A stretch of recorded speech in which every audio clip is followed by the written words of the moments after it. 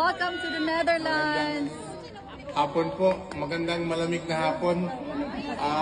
Kararating ko lang po galing sa Maynila kahapon. Kaya hindi ako sanay sa ganitong weather. Yun yung una kong gusto sabihin. Yung pangalawa, pasensya po, na-late ako ng konti kasi may Okay mga lang po. ka-meeting Okay pa lang ako, po, kaya sir. na-late ng konti. At hindi ko rin alam ask for directions. Kaya yung mga kasamahan ko, si Rosa at saka si Fortunata, at saka yung mga kasamahan galing sa Switzerland, nakasalubong ko while waiting for Uber. Sabi nila, Pinoy? Sabi ko, opo, saan kayo pupunta? Doon po, dito bale. Sabay na ako sa inyo. Ganun po yung Pinoy. Opo.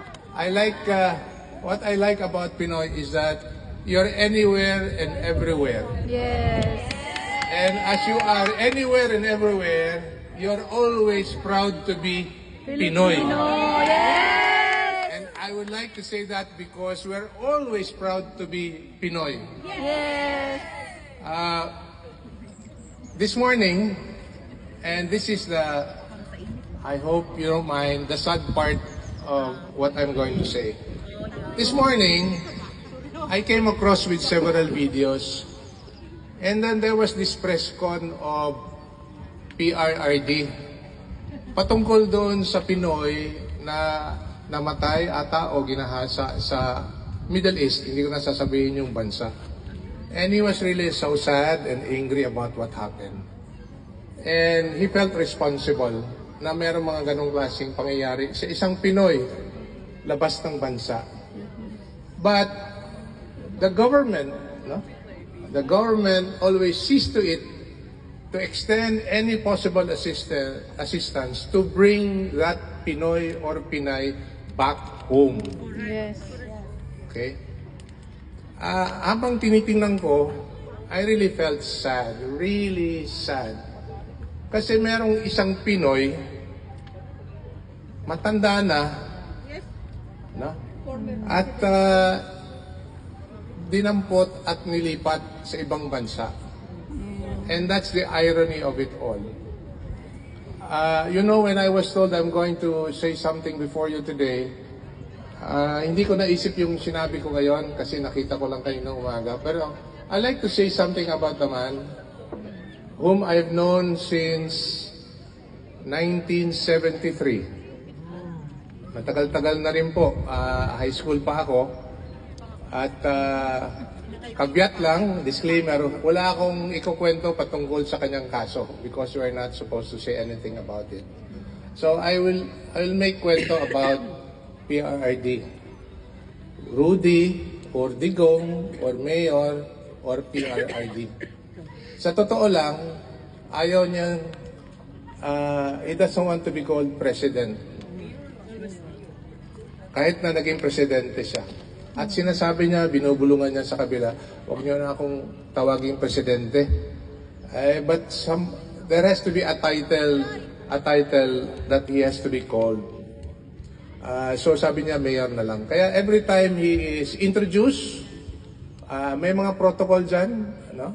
When he is introduced in an event, the highest government official in the room will introduce him. And he is always introduced as, ladies and gentlemen, the President of the Republic of the Philippines, Mayor Rodrigo Roa Duterte. That is what he wants to be called, Mayor. Ganun po kasimple yung tao.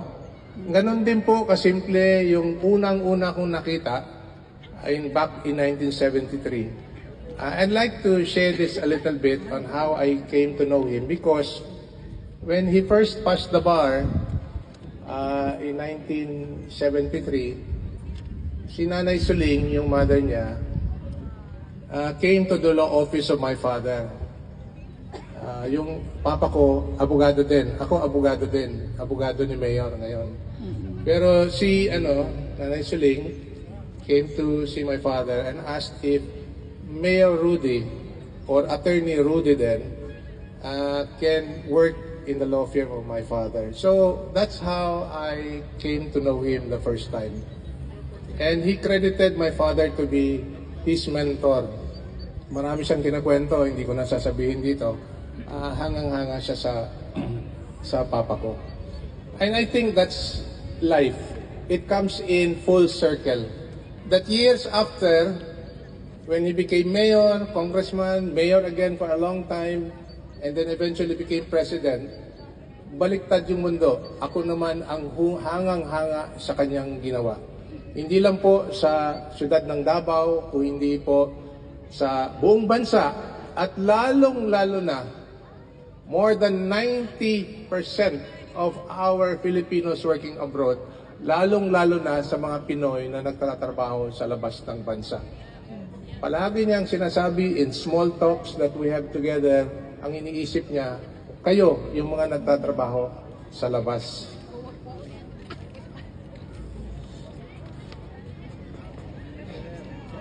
Oh. Naiyak na si Sir. Duterte! Duterte! Duterte! Duterte! Duterte! Duterte! Bring him home! Bring him home! Sensya na po. We love you, attorney. We support you all the way. Kasi hanggang ngayon, hindi pa Laban lang tapos po. hindi pa ubos. Naubos.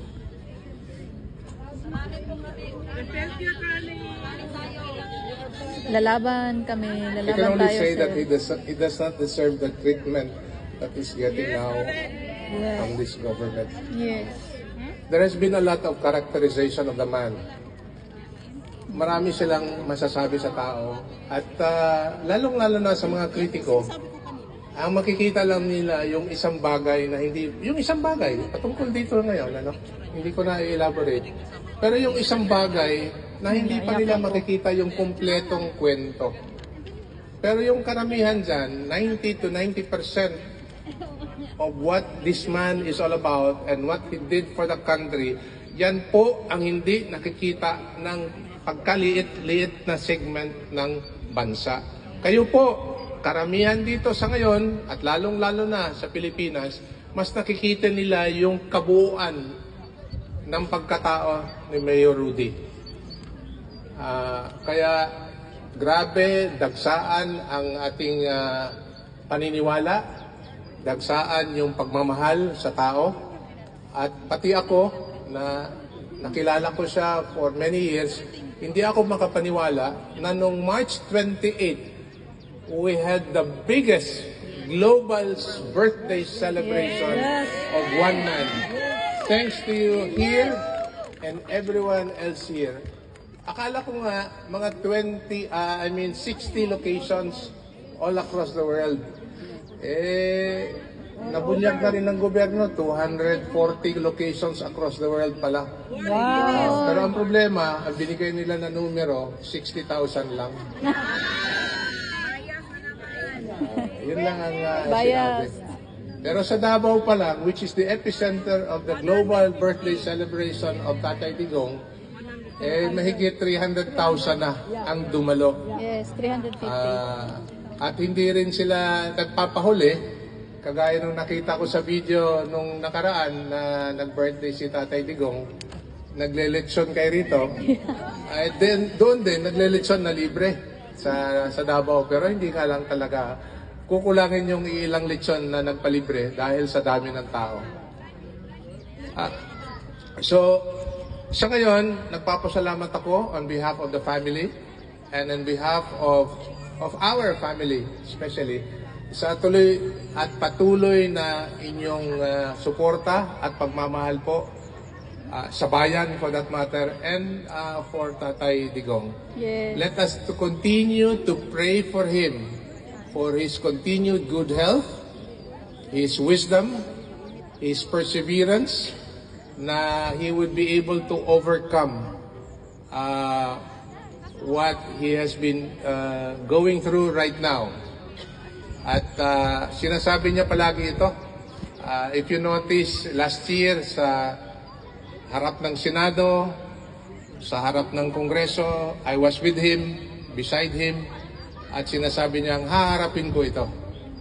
Pero sa maling akala namin haharapin namin doon. Dito pala. But nevertheless, he have always believed that he will face these trials that he has. No? Yun siguro ang gusto kong maihawatig sa inyo for now. At again, thank you very much sa pagdalo nyo rito. You're welcome, sir. Talagang kararating ko lang kahapon as I've said, and nabubusog na yung puso ko. Nakikita ko kayo rito na talagang todo suporta. Alam mo kung nandito siya ngayon, magtatanong siya na, ba't nandito kayo? Kasi nagtatrabaho kayo eh. Di ba? Ayaw niya na things like this at mababawasan yung sweldo niyo. And it's something like really that makes me say na you really love him because you really have gone beyond your means, beyond your time to be here and to show solidarity with the one man who made a difference in the lives of so many in our country and or to Filipinos all across the world. Yes. So thank you very much, Thank you, sir. and God bless us all. Thank you, attorney. Laban! Duterte! Duterte! Duterte! Hindi kami bayan! Mayaman kami! All right, so thank you so